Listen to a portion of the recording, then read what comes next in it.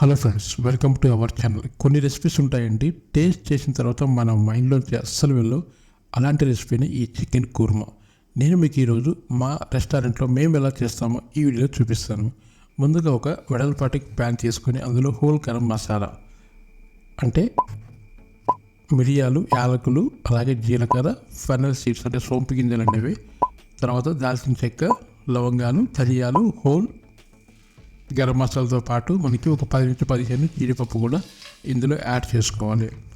So ఇవన్నీ కూడా మనం మీడియం ఫ్లేమ్ మీద చక్కగా రోస్ట్ చేసుకోవాలి. ఇప్పుడు ఒక 1/2 టేబుల్ స్పూన్ అంటే గసగసాలు, తర్వాత ఎండు కొబ్బరి తురుము అనమాట ఇందులో మనం వేసుకోవాల్సి ఉంటుంది. సో మనకి ఒక 30 ml కప్పులు అయితే నేను చిన్న కప్పులో తీసుకున్నాను.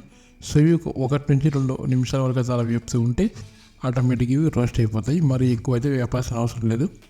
సో ఈ వేగిన తర్వాత తీసి ఒక చిన్న మిక్సీ జార్లోకి అయితే మనం ట్రాన్స్ఫర్ చేసుకోవాలి. ఇప్పుడు వీటికి లిటిల్ వాటర్ అయితే యాడ్ చేయాలి. చాలా తక్కువ వాటర్ యాడ్ చేసుకోండి. చక్కగా మనకి ఇలా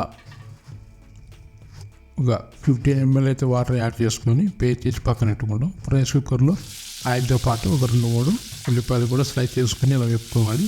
ఉల్లిపాయలు ఎప్పుడు కూడా కొంచెం క్రంచీగా బ్రౌన్ కలర్ వచ్చే వరకు అయితే వేపుకుంటే కర్రీ చాలా టేస్టీగా అయితే ఉంటుంది. ఇవి వేగిన తర్వాత మనం ఒక 2-3 పచ్చిమిర్చి ముక్కలు కూడా అలా సాఫ్ట్ అయ్యే వరకు వేపుకుంటాం. తర్వాత ఫ్రెష్గా కొట్టినటువంటి అల్లం వెల్లుల్లి పేస్ట్ కూడా ఇందులో కలుపుకుంటే చాలా చక్కగా టేస్ట్ అయితే కుదురుతుంది అనమాట. సో ఇవన్నీ బాగా వేగినాయని తర్వాత ఇప్పుడు మనం 2 బాగా పండినటువంటి ఎర్రటి టమాటో ముక్కలు కూడా ఇందులో కలుపుకుంటాం. నేను ఇక్కడ 2 టమాటో ముక్కలు తీసుకున్నాను, మీడియం సైజ్ ఉన్నవి. టమాటో ముక్కలు బాగా సాఫ్ట్ అయ్యే వరకు మనం అయితే కలుపుకోవాలి. ఇప్పుడు ముందుగా మనం రెడీ చేసుకున్నటువంటి కుర్మా మసాలా ఏదైతే ఉందో మిక్సీ జార్లో అది ఇందులోకి కలుపుకుంటాం అన్నమాట. సో ఇలా మనం ఇది మనకి కుక్కర్కి అతుక్కుపోకుండా అలా కలుపుతూ ఉండాలన్నమాట. ఆటోమేటిక్గా ఇది అతుక్కుపోతూ ఉంటుంది. సో ఇలా బాగా కలుపుతూ ఉండాలి.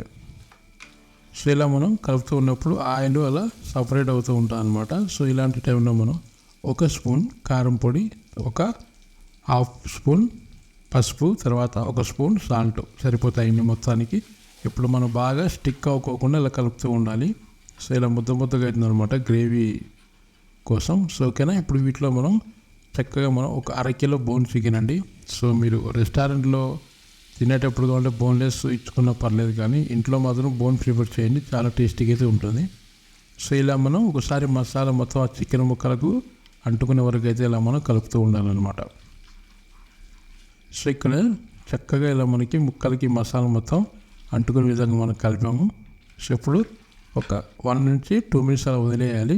ఆయిల్ అలా సపరేట్ అవుతూ ఉంటుంది. ఇప్పుడు ఒక 150 ml అంటే సరిపోతాయి, ఎందుకంటే ఆల్రెడీ చికెన్లోనే చాలా వాటర్ ఉంటుంది. చాలా తక్కువ వాటర్ వేసేసి ఇలా ఒకసారి అయితే అలా కలపాలి.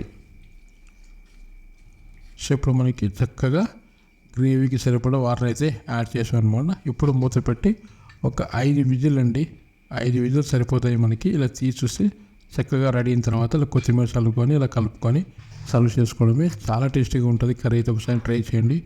సో ఇలాంటి రెసిపీస్ కోసం మన ఛానల్ అప్పుడప్పుడు చూస్తున్నాండి. మోస్ట్ అండర్ రేటెడ్ ఛానల్ అన్నమాట మంది.